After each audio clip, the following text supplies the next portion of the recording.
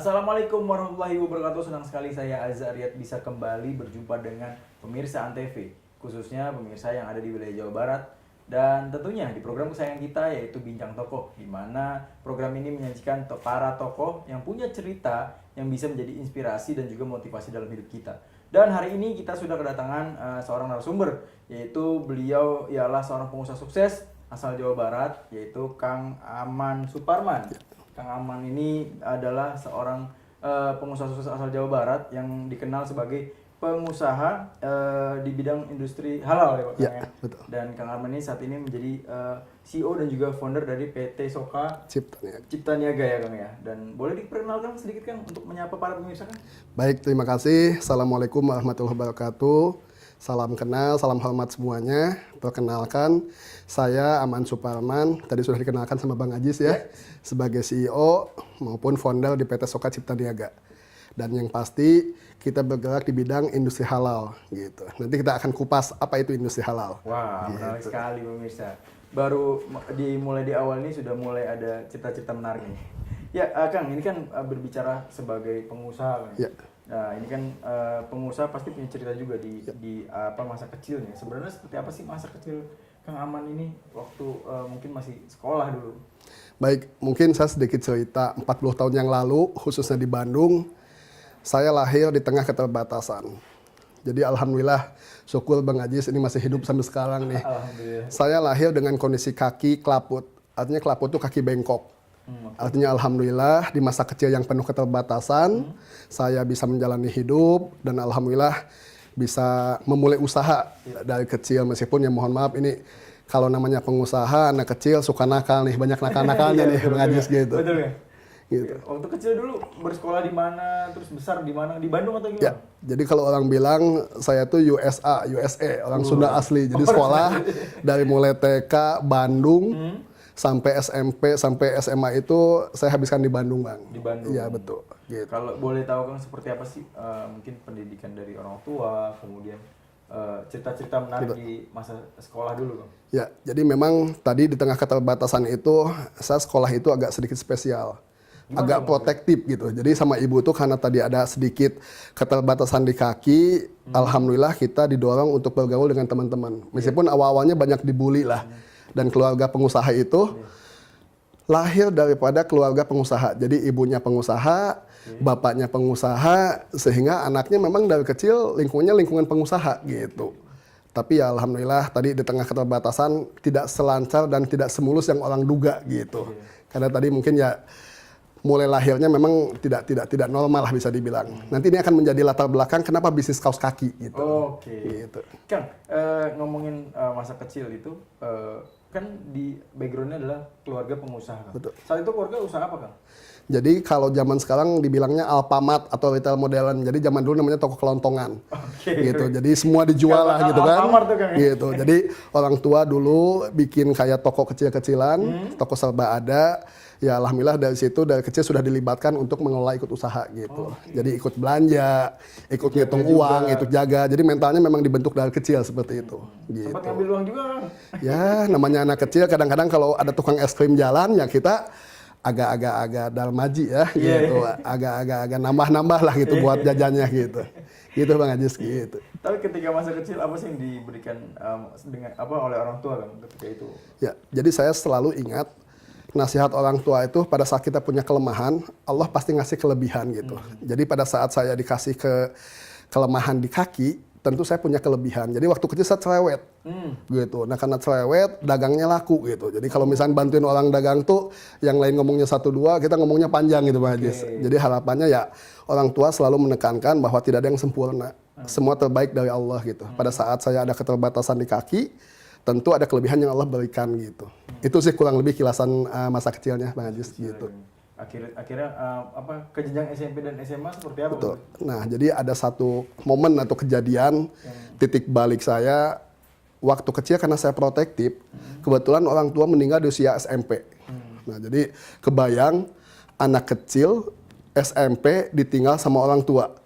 Nah, di situ goyang lah namanya Anak kecil ditinggal orang tua, dari situ titik baliknya mengenal namanya dunia kenakalan remaja. Jadi frustasi Bang. Oke, Yang asalnya anak baik, orang tua meninggal, masuk STM, wah mengenal lah yang namanya dunia STM. Dunia tawuran, dunia berantem gitu. Itu karena keterbatasan ya orang tua meninggal sehingga di sekolah itu jadi pelampiasan lah istilahnya gitu.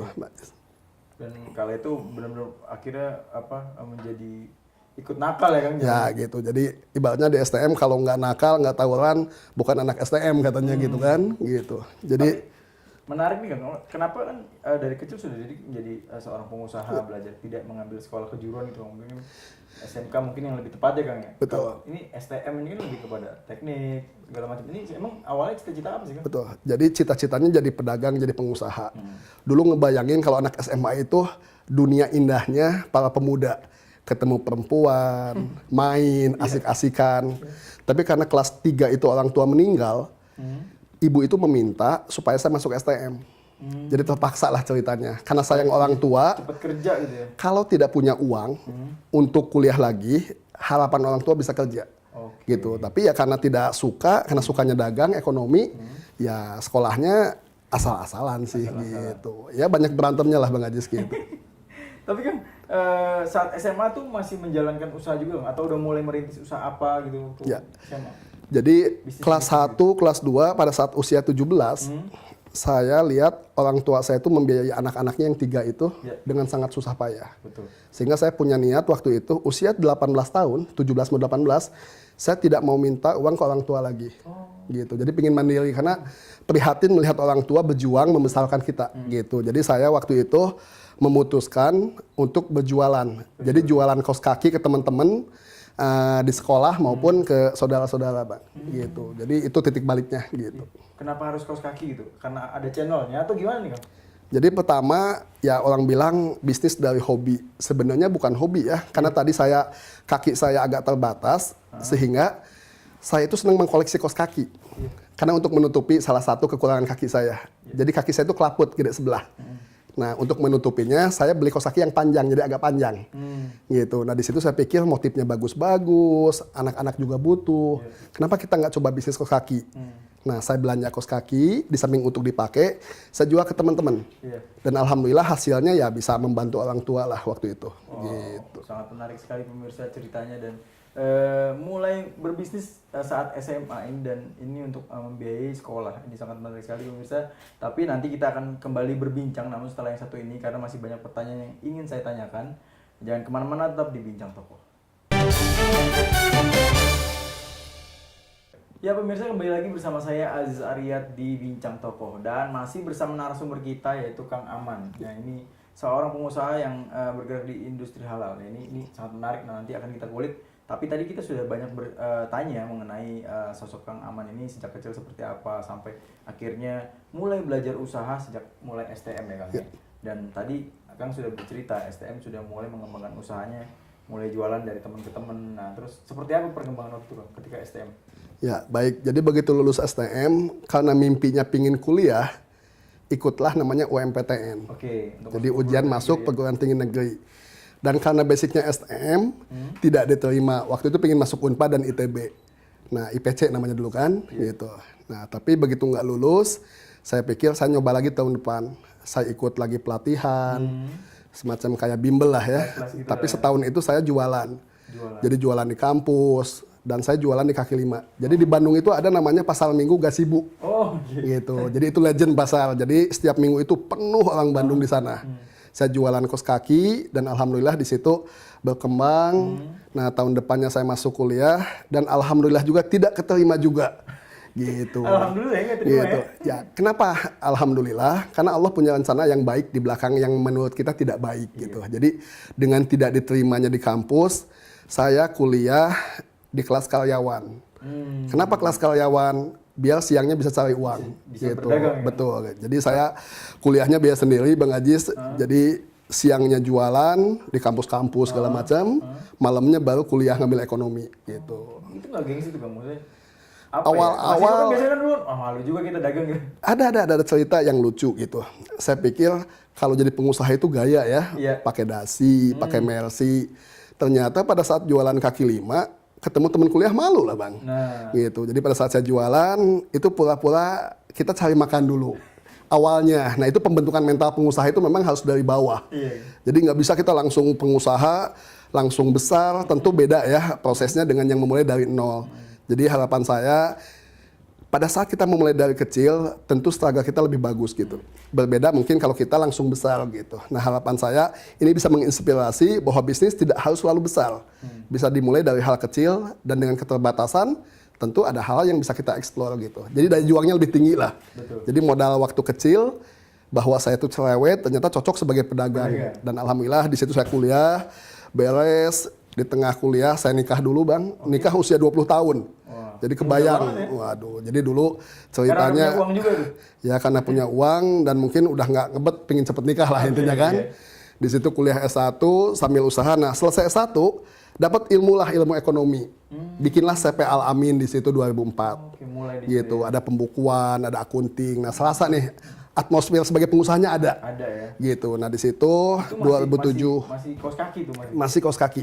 Gitu. Tapi kita udah fokus mulai ke produksi home industry. Oh, kan sebelum melebar ke situ kan. Sebenarnya saya tadi pengen bertanya, awal mula bisnis kaos kaki, berapa sih modalnya kan dan keuntungannya berapa pertama kali dapat?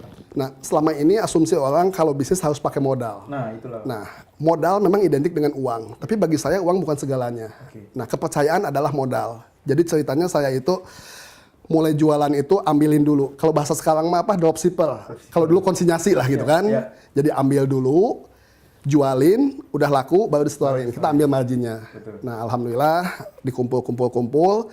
Pada saat bikin CP Al Amin itu ada 60 juta. 60 juta, bikin konveksi kaos kaki, merintis dari kecil. Nah, alhamdulillah berkembang. 2007 saya pikir butuh ilmu lagi. Dan saya alhamdulillah kuliah lagi S2 di Universitas Widyatama. Lulus 2009, jaringan makin luas. Ya alhamdulillah di situ bikin PT. Nah gitu, jadi PT itu dari mulai omset 1M, 10M, terus berkembang gitu. Saya pikir butuh ilmu lagi nih. 2011 bikinlah PT Soka Cipta Niaga. Oke. Gitu. Nah karena seneng bola, dipilihlah tanggal yang baik, tanggal 11 bulan 11 2011. Kenapa itu, Kang? Nah filosofi saya, nama saya Aman Suparman. Bukan Superman bang, gitu. Jadi saya pikir kita harus bikin super team. Iya. Nah ajaklah teman-teman gitu untuk membuat usaha PT. Iya. Kebetulan saya aktif di HIPMI, di Kadin, kenal dengan pengusaha-pengusaha yang lebih besar dan terinspirasi lah dengan tokoh-tokoh nasional gitu kan, gitu. Sampai alhamdulillah, singkat cerita, 2015 saya back to kampus, saya ambil S3. Oke. Gitu, asalnya di Unpad Siting, tapi diberesin di Malaysia di Kuala Lumpur, di Asia luar University betul. Gitu. Jadi itu semua murni biaya sendiri gitu pak. Semua ya, berarti Gitu. dari mulai sekolah SMP tadi. Nah betul, SMP biaya sendiri, akhirnya SMA juga, betul. dan sampai ke kuliah juga Ya. akhirnya biaya sendiri. Betul. Jadi saya rasa kita harus membedakan antara bisnis dengan pendidikan. Banyak orang membedakan bahwa oh kalau sukses pendidikan tidak usah bisnis, Iya. atau kalau berbisnis tidak sukses di pendidikan. Saya tidak suka dengan dikotomi seperti itu. Iya. Artinya pengusaha-pengusaha Indonesia yang mulai dari kecil, khususnya UMKM saya, pendidikan bisa merubah segalanya. Jadi ini bisa jadi pembeda. Pada saat saya misalkan sekolah S1 mungkin ilmunya terbatas. Iya. Pada saat S2 ini ilmunya berkembang dan alhamdulillah hikmahnya karena kuliahnya di Malaysia, di situ industri halal berkembang. Nah, mungkin tadi disinggung pengusaha di bidang industri halal. Nanti akan kita jelaskan Siap. tapi di segmen selanjutnya. Gitu. Kang. Jadi pemirsa, kita akan berlanjut ke segmen berikutnya. Nanti kita akan berbincang mengenai kenapa sih industrinya halal gitu yang dipilih dan kenapa tetap ada di kaos kaki gitu. Ya, Jadi jangan kemana-mana, tetap di Bincang Toko. Ya, terima kasih masih setia bersama saya Aziz Aryat di program Bincang Tokoh dan masih bersama Kang Aman. Nih Kang Aman seorang pengusaha di bidang industri halal. Nah, ini menarik nih. Kita udah mau mulai mengulik mengenai industri halal. Tapi sebelumnya Kang mungkin bisa bercerita lagi Kang mengenai usaha tadi kaos kaki itu seperti apa sih Kang? Karena kan seorang pengusaha sukses itu nggak begitunya langsung sukses seperti itu. Mungkin ada tantangan, akhirnya ada mungkin pernah jatuh juga. Bisa diceritakan seperti apa? baik, terima kasih Bang Ajis. Jadi memang kalau bicara sukses paling enak diceritakan. Betul. Kenapa? Yang nggak enak tuh yang nggak diceritakan. Artinya bisnis itu tidak selalu mulus. Mulus. Ada tantangan-tantangannya. Dari mulai kita ditipu sama pelanggan, Pernah juga ya? dicuri sama karyawan kita gitu. Tapi artinya kan itu pembelajaran buat kita sebagai pengusaha dan perusahaan untuk membangun sistem lebih baik.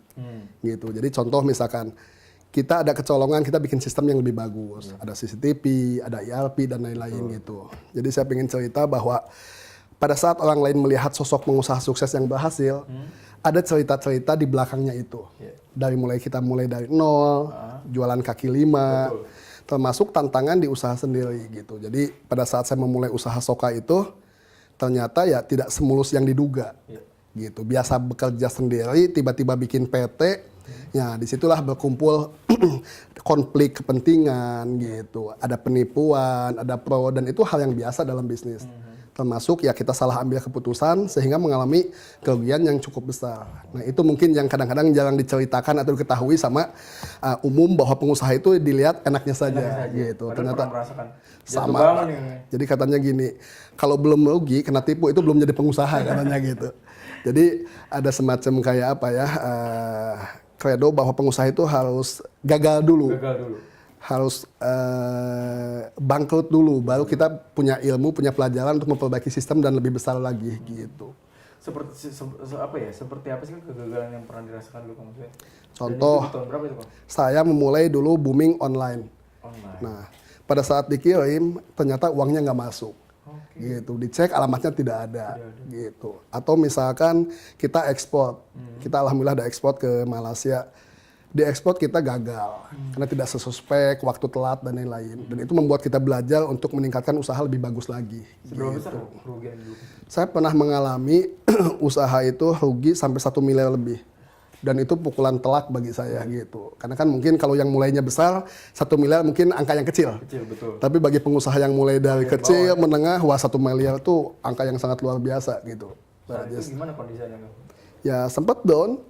Ya ibaratnya kita ngumpulin uang kos kaki, mungkin bukan jualan produk mobil yang mahal ya ratusan juta. Harga kos kaki 10.000, 20.000 kita kumpulin, tiba-tiba kena tipu atau rugi 1 miliar kan itu lumayan gitu. Akhirnya yang memotivasi untuk Akang bangkit lagi, kayaknya gue harus meneruskan lagi nih, harus tetap semangat. Apa nih, Kang? Prinsipnya sih bisnis harus jalan. Karena bagi saya bisnis atau pengusaha itu sebuah pilihan. Nah, karena pilihan, apapun konsekuensinya harus dijalanin.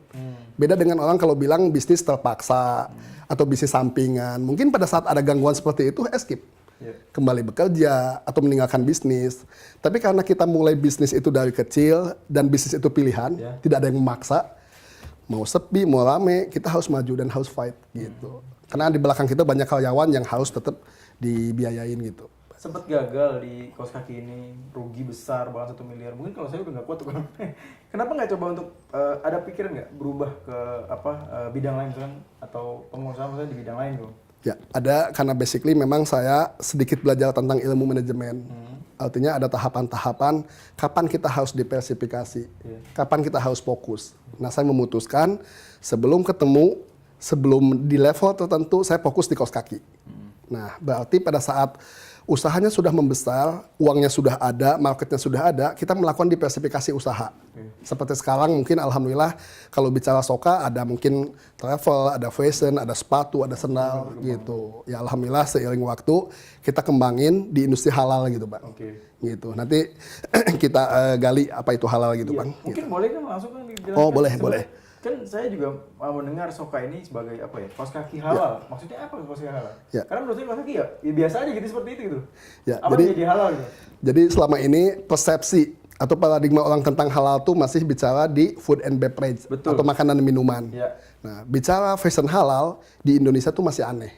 Nah, kebetulan tadi latar belakang saya ambil S3-nya di Malaysia.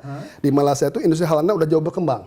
Di situ ada logistik halal, ada maskapai halal. Artinya bicara halal bukan sekedar makanan minuman. Dan momentumnya 2014 itu Indonesia ada namanya Undang-Undang JPH. Jaminan produk halal. Nah ini mungkin titik awal kita harus memasuki industri halal. Nah saya sedikit ceritakan sejarahnya kenapa kaos kaki halal. Waktu saya ke Cina, kebetulan ke pabrik mesin, dan alhamdulillah salah satu pendiri kita tuh orang kimia. Nah begitu lihat di Malaysia bahwa banyak produk halal selain makanan, kita datang ke MUI untuk memeriksakan kenapa halal. Gitu. Jadi ada penyebab halal itu 3. Satu dari bahan bakunya. Bahan baku itu kita dari benang, ada chemical, jadi ada pewarnanya. ada pelembutnya. Nah itu yang membuat titik kritis halal gitu. Jadi kalau bahasa sederhananya mungkin ada minyak babi, ada minyak sapi gitu. Nah ini mungkin pilihan. Pilihan. Nah kenapa orang nggak tahu? Karena nggak semua masuk di industri gitu. Nah yang kedua ada salah satu komponen di dalam mesin sikat itu terbuat dari bulu babi. Nah informasi itu dari mana? Pada saat kunjungan saya ke Taiwan, ke pabrik Dakong. Nah kenapa? Karena dia yang menceritakan gitu dan itu pilihan dan kita ganti dengan bulu kuda. Oke. Nah yang terakhir, yang ketiga mungkin SJH, Sistem Jaminan Halal. Jadi lingkungan. Jadi di lingkungan pabrik kita itu nggak boleh ada yang sifatnya najis atau haram gitu. Sehingga memungkinkan ke kaos kakinya jadi tidak halal gitu. Itu sih kurang lebih alasan kenapa kaos kaki Soka halal gitu. Oke, menarik sekali menurut saya. Kang, bicara untuk pengemasan segala macam ya, kaos kaki yang bisa dibilang banyak lah orang ya bisa mencari lah kaos kaki dan dengan harga yang murah. Yang membedakan sendiri apa sih selain halal kan? Ya, jadi memang kaos kaki Soka itu karena basisnya nilai tambah, added value, bahwa Soka itu produk kaos kaki yang inovatif. Mungkin mengenal istilah kaos kaki wudhu. Ini bingung juga nih. Itu gimana tuh, Kang? Orang masa kaos kaki wudhu pakai kaos kaki. Nah, jadi kaos kaki wudhu itu salah satu jawaban atas keluhan konsumen. Gitu. Jadi waktu itu konsumen pergi umroh atau haji kesulitan untuk berwudhu. Karena wudhunya nggak santai lah kalau lagi ibadah itu. Nah, muncullah inovasi. Jadi kaos kaki yang bisa dilipat ke atas pada saat wudhu. Dulu namanya kaos kaki praktis, cuma nggak menjual, gitu. Tapi begitu orang kaos kaki wudhu, nah ini engagementnya tinggi, gitu. Jadi, karena menarik ya wudhu. Nah, kenapa kaos kaki wudhu? Betul. Jadi ini salah satu inovasi kita, kaos kaki wudhu. Bahkan saya bikin kebetulan karena ada pemilik Soka itu orang kimia, kita bikin kaos kaki anti bau. Waduh. Kaos kaki antibakteri itu kan sudah biasa. Nah, tapi kaos kaki ber AC sematem. Jadi kalau lagi dingin, anget. Kalau lagi misalkan musim panas dingin, itu teknologi chemical ada gitu. Kita namanya Smartem Teknologi, jadi kerjasama dengan perusahaan dari Swiss, HQ. Jadi kita mengadopsi teknologi-teknologi yang terbaru, sehingga kaos kaki Soka itu berbeda dengan kaos kaki lainnya. Jadi ada keunikannya dan nilai tambahnya gitu. Oke. Ya, semakin menarik perbincangan kita. Tadi sudah dijelaskan juga kenapa kaos kaki Soka menjadi kaos kaki yang halal. Dan seperti apa tadi cerita mengenai perjuangan Kang Aman, dan nanti kita akan lebih dalam lagi menanyakan mengenai bisnis dari Kang Aman sendiri. Jadi jangan kemana-mana, tetap di Bincang Tokoh. Ya, terima kasih pemirsa masih setia bersama saya di Bincang Tokoh dan masih bersama Kang Aman, pengusaha di bidang industri halal. Tadi sudah banyak bercerita mengenai industri halal seperti apa, kaos kaki halal tuh kenapa bisa disebut kaos kaki halal, dan sekarang kita pengen nanyakan Kang, akhirnya bisnis Soka ini berkembang pesat ya Kang ya, dan kabarnya juga sudah mulai mengembangkan usaha di bisnis lain juga Kang. Bisa dijelaskan sedikit Kang, seperti apa strategi marketing dari Kang Aman sendiri? Baik, jadi sebagai seorang pengusaha kita harus melihat namanya tren atau momentum. Nah, beberapa tahun ke belakang industri halal itu lagi booming. Mulai booming. Nah, jadi dalam rangka menciptakan ekosistem dibuatlah namanya APPHI, Asosiasi Produsen Produk Halal Indonesia. Jadi di Indonesia itu semenjak ada Undang-Undang JPH, pemerintah membuat namanya KNEKS. Jadi KNEKS itu Komite Nasional Ekonomi dan Keuangan Syariah yang dipimpin langsung sama Pak Jokowi.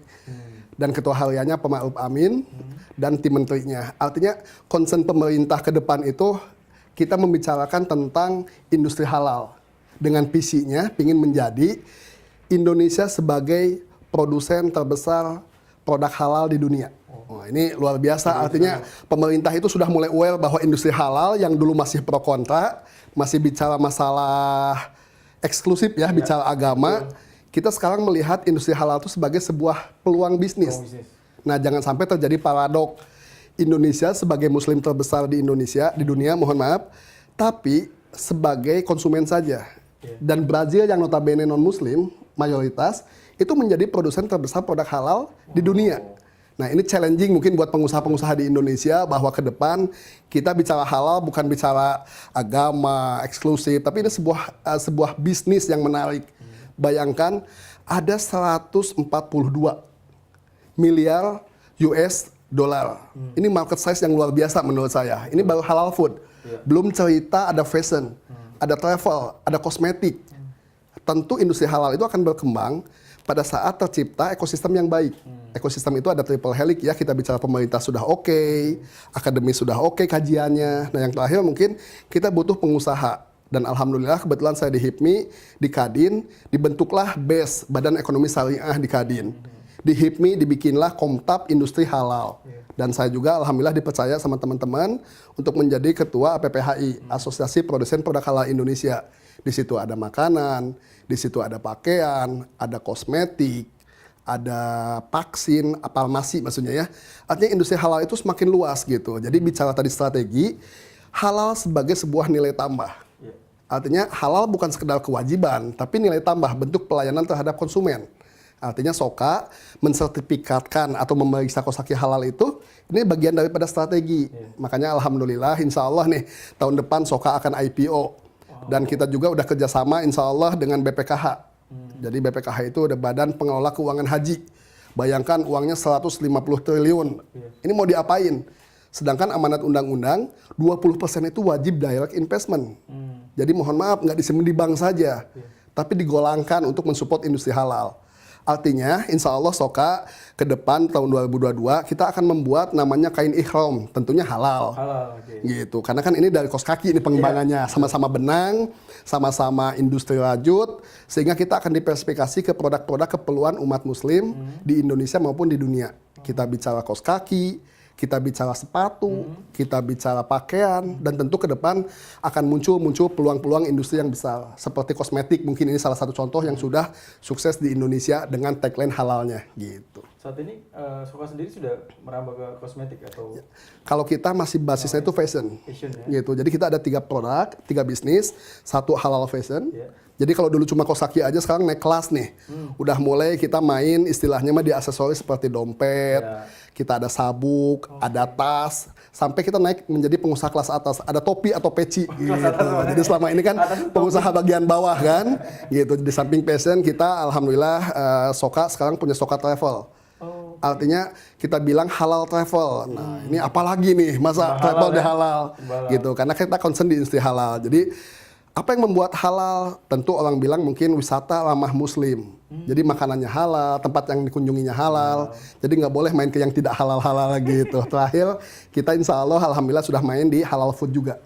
Kita ada industri tempe yang higienis. Tentu selalu Soka itu identik dengan inovasi gitu. Jadi kita nggak mau bisnis kalau cuma ikut-ikutan gitu. Gitu Bang Ajis. Kang, tapi berbicara perkembangan industri halal, kalau di Indonesia sendiri, Kang Aman melihatnya seperti apa sih, Kang? Sekarang seperti yang saya tadi sampaikan, 2 tahun 3 tahun ini sangat booming. Dulu orang bicara kalau fashion halal, apa sih halal, kosaki masa dimakan. Sekarang dengan pemerintah, 10 tahun yang lalu kita tuh bottom up. Sekarang udah top down, artinya pemerintah udah mensupport luar biasa. Sampai alhamdulillah nih Pak Erick Thohir tuh menjadi ketua MES, Masyarakat Ekonomi Syariah. Sampai Dewan Pakarnya itu Pak Peri Warjio. Di situ ada Pak Wimbo. Artinya tokoh-tokoh nasional sudah turun gunung semua untuk memajukan industri halal. Nah harapannya 2030 seperti targetnya Pak Jokowi, bahkan katanya 2024 Indonesia harus jadi produsen halal terbesar di dunia. Yang mudah-mudahan tadi bukan sekedar jargon, tapi ada konkretnya, ada support terhadap industri halalnya. Gitu. Jadi kita harus bottom up dari bawah dan harus top down dari segi regulasi. Itu harapan kita ke depan. Gitu. Kang, kalau untuk produsen ataupun konsumen sendiri, tingkat kesadaran untuk memakai produk-produk halal itu sebesar apa sih Kang? Ya, jadi kalau saya cerita ini mohon maaf, alhamdulillah saya Muslim. Kalau bicara kesadaran tentu butuh edukasi. Betul. Ini perintahnya sebenarnya kalau di Indonesia mungkin baru kurang lebih 7 tahun. Ada undang-undang JPH, kemarin ada undang-undang Cipta Kerja disempurnakan. Tapi sebenarnya perintah untuk mengkonsumsi produk halal itu udah 14 abad yang lalu. Sudah lama ya. Gitu. Artinya ini Al-Quran yang bilang ini harus inklusif. Ya ayuhan nasu, ini wahai untuk manusia bukan untuk muslim saja. Kulu, ini makanlah. Mima fil ad, artinya yang baik-baik dari bumi halalan toibah. Artinya yang halal dan baik. Ini sudah dideklarkan 14 abad yang lalu. Nah, artinya pada saat kita masih mempermasalahkan halal haram, kita bicara sebuah peluang bisnis yang disalurkan 14 abad yang lalu. Gitu. Dan insya Allah kalau misalkan agama, Quran menyatakan harus makan yang halal dan baik, tentu ini yang terbaik buat manusia. Gitu. Itu sih keyakinan saya sebagai pengusaha muslim. insya Allah gitu. Wah, semakin menarik pemirsa. Tadi juga banyak cerita yang sudah kita dapat dan nantinya di segmen selanjutnya kita juga akan masih ingin menimba ataupun menggali informasi dan juga ilmu dari Kang Aman sendiri. Jadi jangan kemana-mana, tetap di Bincang Tokoh. Ya pemirsa, masih kembali bersama saya Aiza Aryat di Bincang Tokoh dan juga dengan narasumber kita Kang Aman. Kang, kita berada di akhir segmen, tapi sebelumnya saya masih ada beberapa pertanyaan yang mungkin bisa dijelaskan juga Kang. Kang, ini kan Kang Aman juga aktif di organisasi Kang ya. Sebenarnya yang menjadi pertanyaan saya selalu ketika berbicara dengan pengusaha adalah apa sih pentingnya organisasi dengan bisnis itu Kang? Baik, jadi ada filosofi ataupun nasihat orang tua dulu katanya banyak teman banyak rezeki. Oke. Nah, jadi bukan banyak anak banyak rezeki saja nih. Jadi Banyak banyak teman teman juga banyak rezeki, rezeki. ya, Artinya modal utama Soka sampai berkembang sampai saat ini tuh sebenarnya networking. Jadi ceritanya ada teman TK, SD, SMP, SMA, S1, S2 termasuk yang jarang diketahui mungkin saya masuk organisasi. Iya. Masuk HIPMI, masuk Kadin, masuk MES, di APPHI. Tentu itu membuat network kita semakin luas. Betul. Kita bergaul dengan pengusaha yang sudah besar, dengan yang lebih mapan, sehingga kita terinspirasi untuk besar. Seperti tokoh-tokoh Jawa Barat, tokoh-tokoh nasional yang mendorong Soka untuk terus maju ke depannya. Gitu. Kang, puncak sebagai pengusaha adalah membangun sebuah TBK Kang ya? Nah ini kenapa Kang Aman masih ada keinginan selanjutnya apa Kang? Jadi mimpi saya, mimpi perusahaan itu pingin jadi pengusaha nasional. Artinya perusahaan yang levelnya nasional bahkan internasional. Alhamdulillah Soka sudah bisa ekspor ke beberapa negara. Kita juga sudah hadir di Aceh sampai Papua. Cuma ada sesuatu yang masih kurang. Kenapa? Soka dimulai dari usaha kecil. Naik kelas jadi menengah, jadi besar. Nah, parameter sukses perusahaan itu kalau sudah TBK menjadi perusahaan publik. Betul. Artinya penerapan GCG, Good Corporate Governance. Artinya insya Allah tahun 2022 Soka akan IPO dan akan dimiliki publik. Jadi ibaratnya keuntungan Soka, perkembangan Soka di industri halal itu akan ikut dinikmati publik gitu. Jadi itu konsep prinsip-prinsip keterbukaan di perusahaan TBK gitu. Jadi insya Allah itu yang selalu kita mimpi, dipisikan dan disampaikan ke stakeholder kita bahwa Soka harus menjadi perusahaan publik dengan skala ekonomi yang jauh lebih besar dibanding kita memulai. Jadi lebih besar, selalu lebih baik, dan insya Allah kita stabil dan istiqomah di sana. Gitu. Jika saya melihat tadi perbincangan kita dari awal ini, Kang Aman ini salah satu pengusaha yang juga mementingkan pendidikan, Kang. Sebenarnya seberapa penting? Karena kan banyak nih ya pengusaha-pengusaha yang apa ya, mereka justru tidak terlalu mementingkan pendidikan. Kalau bisa dijelaskan mungkin Kang? Ya baik, tadi diceritakan, kebayang anak yatim ditinggal orang tua, masuk STM karena kepaksa. Titik baliknya kita kuliah. Meskipun tidak semulus teman-teman ya, artinya S1 kelas karyawan, ya, S2 juga kita nggak semulus yang orang duga, artinya yang lain beres 2 tahun, kita 3 tahun lah, karena kesibukan dan lain-lain. Dan alhamdulillah kita juga bisa, saya bisa kuliah di Malaysia, S3, artinya poinnya bahwa pendidikan itu penting. Usaha itu penting. Jadi nggak boleh ada dikotomi antara usaha dengan pendidikan. Jadi kalau usahanya sukses, pendidikan boleh sukses. Gitu. Jadi jangan sampai karena dengan alasan usaha tidak mau menyelesaikan pendidikan, atau karena alasan pendidikan tidak mau memulai usaha. Gitu. Jadi itu pesannya bahwa jangan pernah mendikotomi pendidikan dan usaha. Dua-duanya penting. Bisnis penting, pendidikan penting, dan insya Allah yakin pengalaman saya dengan pendidikan akan menjadi pembeda, akan menjadi leverage buat usaha kita makin maju ke depannya. Karena tanpa pendidikan formal maupun informal ya. Tadi yang saya ceritakan yang formal informalnya banyak lah. Saya ikut ISQ, ikutan pelatihan-pelatihan. Artinya salah satu poinnya yang bisa mengubah usaha dari kecil menengah besar itu salah satunya ilmu. Ilmu itu di pendidikan. Itu closingnya gitu. Oh, Kang, tidak terasa Kang perbincangan kita sudah di penghujung acara. Namun Kang, mungkin ada pesan yang ingin disampaikan karena pemirsa kita juga mungkin di sini ingin memulai usaha, memulai menjadi pengusaha juga berbisnis. Mungkin ada pesan Kang? Ya pesan untuk pengusaha-pengusaha muda Kang. Intinya mulai dari sesuatu yang ada, mau itu kecil, menengah, besar. Jadi jangan sampai banyak teori, banyak konsep. Kita punya uang 1 juta, mulai dengan bisnis yang 1 juta. Tapi kalau punya uangnya 1 miliar, ya mulai dari 1 miliar. Punya uang 1 triliun, ya mulai dengan 1 triliun. Yang penting mah action atau mulai. NATO. No action, talk only itu banyak dilakukan sama orang. Nah kita balik bukan NATO gitu, tapi melaksanakan apa yang kita pahami gitu. Jadi nggak banyak bicara, pokoknya mulai aja mau kaki lima, apalagi sekarang udah online, tinggal bikin akun medsos gampang gitu. Jadi 1000 teori itu nggak akan pernah berhasil. Tapi 1 kali action itu langkah awal untuk memulai perjalanan kita yang lebih besar. Itu mungkin Majis. Wow, banyak sekali ya pelajaran-pelajaran yang sudah kita dapat dari Kang Aman, pelajaran hidup dan bagaimana cara mendirikan usaha yang akhirnya sampai sekarang jadi sukses. Kang, terima kasih banyak Sama-sama, sudah memberikan sama-sama, waktunya, Majis. memberikan ilmu yang sangat bermanfaat buat kita dan juga buat pemirsa. Mudah-mudahan apa yang disampaikan tadi bermanfaat dan bisa memotivasi pemirsa dalam kehidupan sehari-hari. Kalau gitu, saya Aiza Aryat pamit undur diri dan juga Kang Aman. Wabillahi taufiq wal hidayah. Wassalamualaikum warahmatullahi wabarakatuh.